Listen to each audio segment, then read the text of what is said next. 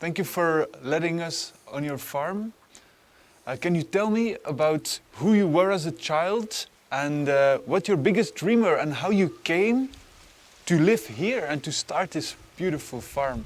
Yeah, my child and my dreams as a child were, as far as I remember, I always knew I liked animals and I wanted to be with animals and keep animals, and the smallest and more nasty for other people, and the more I would love them and the more I would really appreciate them. And I had a big issue with my family and parents and sister about keeping crawling creatures in my room and escaping all time. But that's what I remember most of my childhood about my desires.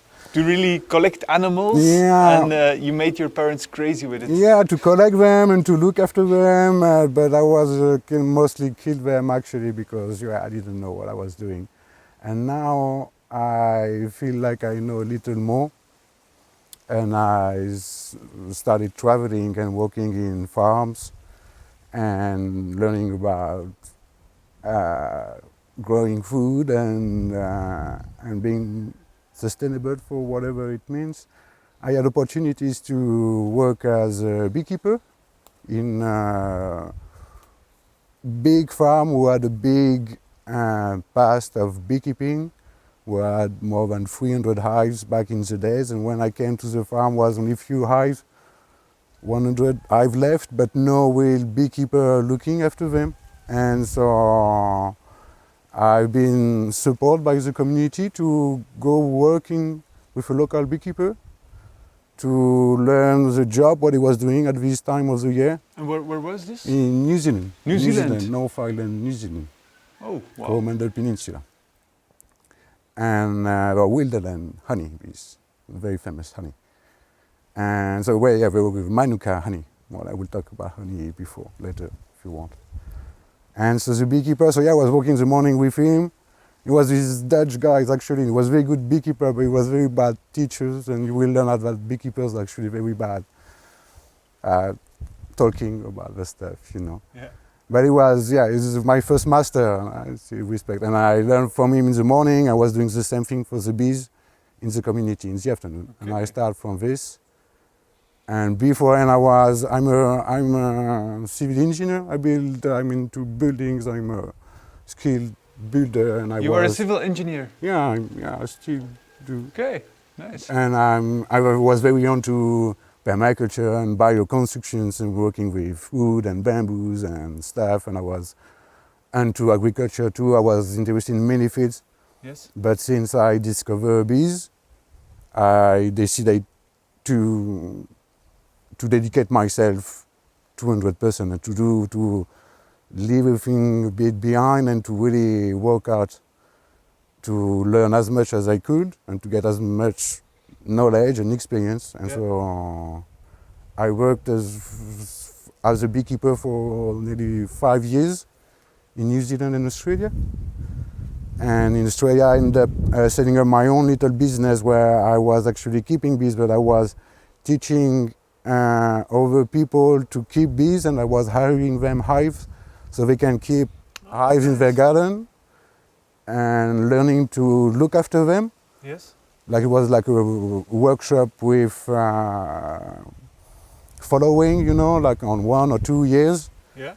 And people will learn along the year what they have to do to their bees to make honey and stuff. And I had to leave Australia for immigration reasons, and I had this opportunity in Costa Rica to work on a study from American University about what they call Africanized bees. Oh yes. And Melipona bees, Trigona and Melipona bees, which are stingless bees of the native stingless bees of the rainforest. Yes.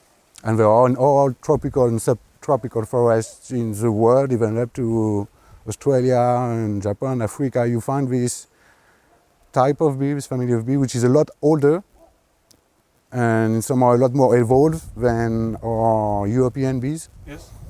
And so the study was about recovering knowledge and culture and tradition of ancient Indian culture. What was this? Because all ancient Indian American culture had a very strong connection as goddess for bees or honey or pollination of flowers. Yes. But bees and honey were present in all Yeah. main ancient civilization in the world, whatever Melipona be or Mellifera be.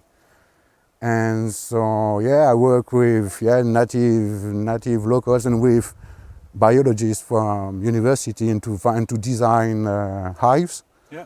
for different type of bees and setting up traps to collect swarms and to trap swarms Nice. and study. Yeah, I did that Yeah. for 1 year in Costa Rica. Wow. Yeah, I was working with this amazing project in El Castillo, which is called Rancho Margot Ranch. And I really recommend it. It's this guy, Don Juan, who bought this massive piece of land on the side of a lake and the biggest volcano of the island, and he had this massive project of forest regeneration. Yes. Of the native rainforest regeneration, along with his farm where he was growing all the food for cows and pigs and chickens and producing his own electricity from streams. Wow. And producing his own cooking gas from biogas and on and He's on. living the real permaculture life. And he called himself the project, and I really like this. And I think I was what I want to do. He created what he called himself a laboratory of sustainable living. Yeah. Don Juan, Rancho Margot in Costa Rica. And so now you want to do the same here in Yeah, Tenerife? I get inspired by this type of project. Yeah, I think laboratory, I like the word laboratory, Yes. because you leave space to experimentation and learning and failing, you know, like whatever happens in the laboratory stays in the laboratory. And so this guy obviously spent a lot of money on this project, and for knowing he must have failed many times. Yeah.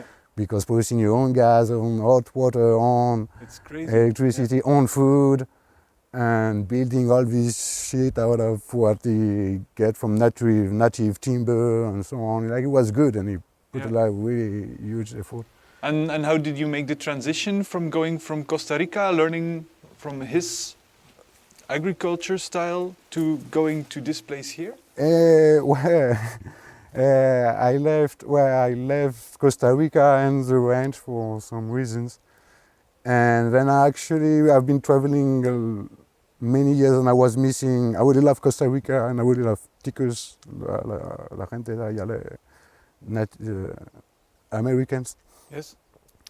But I was missing Europe, and I wanted to get closer to my family and friends. And while I learned a lot on this ranch Yes. and farms, but I had the desire to start my own, and I wanted to grow my own roots, and I was tired of traveling and living in other people's place. And I was actively looking for a community or existing project where I could add my own. Yeah. And because I do believe in the beauty of community and so on, but I also found out then if you want to travel fast, you have to travel alone somehow. Yes. And if you want to travel far, you have to travel together. But Yeah. I already went far, and now I wanted to go fast. Yeah. And so I came back to Portugal because I know communities in Portugal, and so I spent a few years in Portugal and Spain. Went back to France to visit some communities and permaculture farm, looking Yes. for a place to add myself. And then I heard about Canaries because I had a friend there, and I know it's very famous in the world of honey, Yeah. because one of the best honey in the world always Yeah. come from the islands, because they have such diversity and unique flora, like they have endemic flowers that you only find there, so they always get those very fancy honey. Okay, so the honey lured you here. Yeah, flowers actually. flowers, yeah. Yeah, flowers. And so actually I get in touch with the rangers of La Gomera Natural Park, the Yes. other island. Yes. and I was going to La Gomera to do this volunteer project with him. Yes. And I stopped by in Nicod to visit the next town. Icod, yes. Yeah, Nicod, to visit the urban permaculture project. I was to stay a couple of weeks. Yeah. And then I started to come to Los Silos and meet Los Silos, people of Los Silos, and then I meet this place, and I had opportunity to stay, and I... You fell in love with this place? Yeah, well, I fell in Los Silos before in the village, and then before I came to the village, I discovered it was this behind the village. And I came here for Christmas. It was to the neighbor's farm. It was a full moon night, and I came here at night, but it was full moon, so you could see everything. And it was like these 50 people with so much food, and biggest party I ever had. And okay. well, I fell in love, and with the people, and with the land, and with the space itself, and the flowers. And so, yeah, for me, all these native flowers you see are gold for me, you know, like when I see all these potential of blooming, you know, I've never seen so much blooming, you know. Yeah. All right, please support Food Forest Institute. Follow us on Facebook, Instagram, follow our website and check out our latest videos, because we want to spread more food forests in the world. I hope you do too, and let's go for it.